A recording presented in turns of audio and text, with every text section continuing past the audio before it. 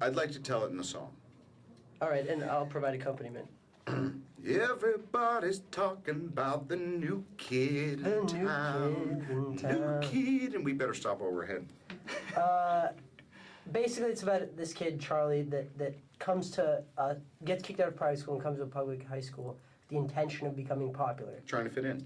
essentially. How does he do it? Sells prescription drugs. And offers therapy to the students who honestly don't have much of a voice. They're not being heard at home, and he offers a friendly ear. In the male restroom, in the stalls of the male restroom, Where it all goes down. always. And basically, what he does is he loosens the kids to a point where no pun intended.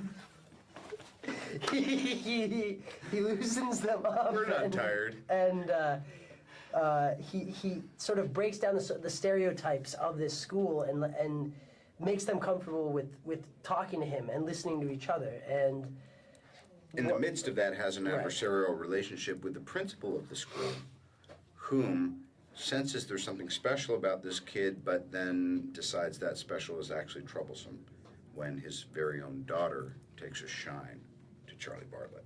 and has a love affair with him. I can't hear that. I'm sorry. Thus, this chess match ensues between the establishment and, Bartlett. yeah, It was brutal. yeah. I mean, It was lots a bit of of a sparring. pissing, yeah. He boxed my ears right before every one of my close-ups. Yeah. And then at one point he was sleeping and I just laid the boots to him. Yeah. I mean, it was tough, but it's all there. It really is. If you watch the movie, it's all there. It's all there, and the bruises covered by excellent makeup artists. I think the thing was, we got together. Anton noticed that I would tend to take the script and throw it against the wall and go, "Oh, we're gonna have to rewrite this." And they're like, "But you didn't even read it yet." And then it just came down to the days that we were working together, and it was some heavy stuff and some fun stuff, and then this great coming together, culminating with the truth of this theatrical thing that has come from his heart that is exactly what needs to be demonstrated on my watch. And it wasn't easy for me to get there, but I realized by the end that I trust the guy. And we become allies.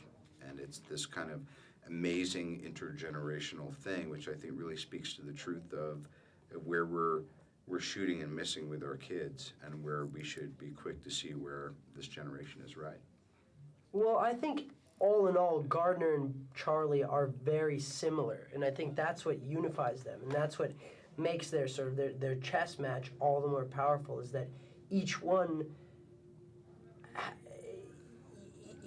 steps forward. It's like this dance at the same time, you know. And Charlie needs to learn that he can't always be a parent to himself, and he can't always be an adult, and that he has to be a kid. You know, you don't live in a vacuum. Right. It's not all about what you're externally achieving.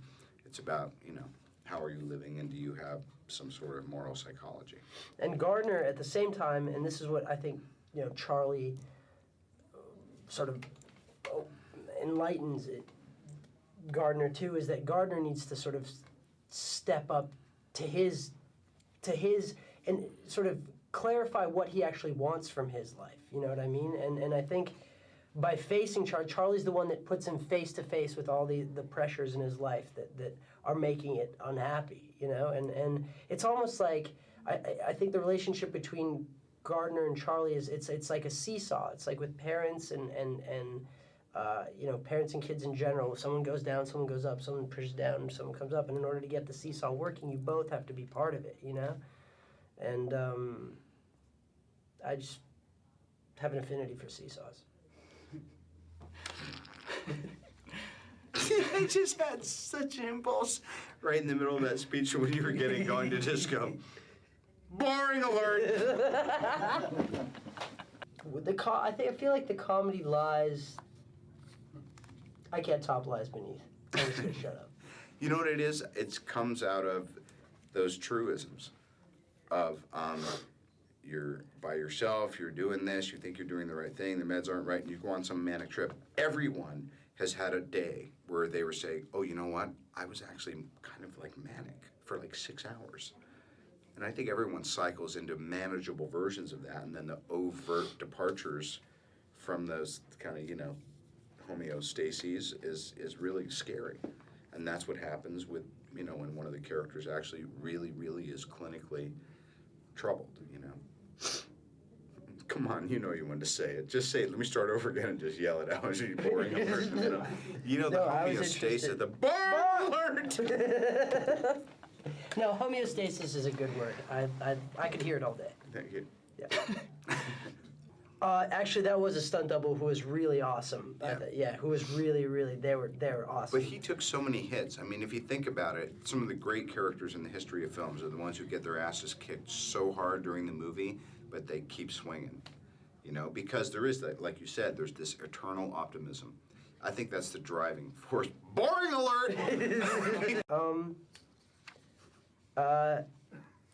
It was great. It was boring. It was. Get what he wants. This is Okay, yeah. No. It was really hard. Like Robert. We'd come to set. Here's the thing, too. It was hard work, and Yeah. what I have to say, it was hard work, but it was enjoyable hard work. He was working his ass off. He was also, you know, this was last year, and I just remember we had to go toe to toe a couple times there, literally, and it was just really fun. Boring. I got nothing left. It was a great. I'm out of We got one more. You steamed me. They certainly won't be bored. Yeah. They're gonna enjoy this film. I really think it's honest and it's And it does speak to several generations. Right. I think that both sides of the coin are given, you know, equal weight. definitely.